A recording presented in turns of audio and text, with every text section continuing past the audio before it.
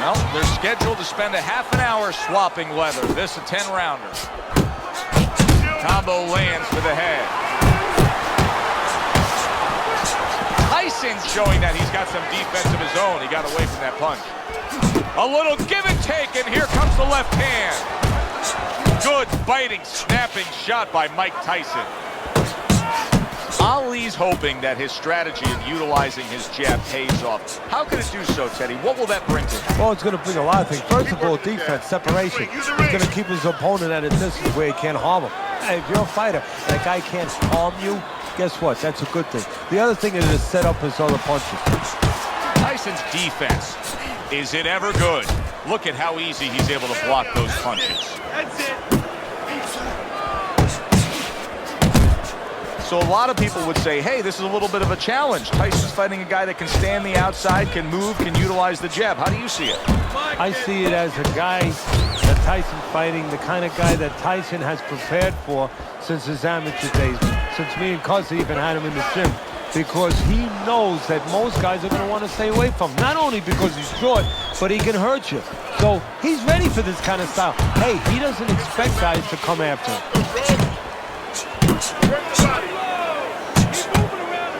Dismisses his opponent's headshot.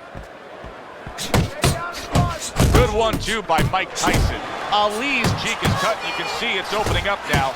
Boy, that could be a factor later on. Red-hot action to open up this fight.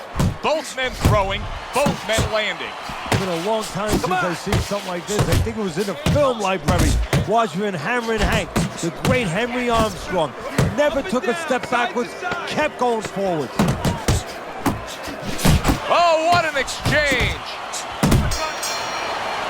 End of this round. Joe and Teddy sitting ringside with you. It gives us time to reflect on the bigger picture of boxing. You know, it was interesting. We had a fan walk up to you earlier today and say, hey, I know you learned everything from the legendary Cus D'Amato, the great trainer. And he said to you, what's the one thing you took away from all your years with Cus? What did you say to him? Well, it wasn't a paycheck, I'll tell you that much, because Cus didn't believe in paying you for that. He said, you're going to college, you're getting a valuable education, and you're not even being forced to pay a tuition. So I understood that. We worked 7 days a week, so there was no union. Cus believed in working on Sundays, so you couldn't go complain and say I'm being overworked.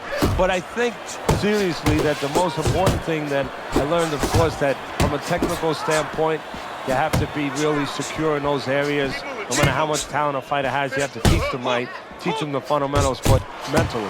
You have to understand that a fighter's really always under fear. And you have to understand those dimensions, those parameters. And you have to be able to find a way to get in there, understanding how he feels mentally, and understanding how that can impair his judgment, stop him from doing simple physical things. Not hitting his mark there going upstairs. Able to dismiss it. Body shot lands. It was the right. And you see what he can do when he sends that right to the head.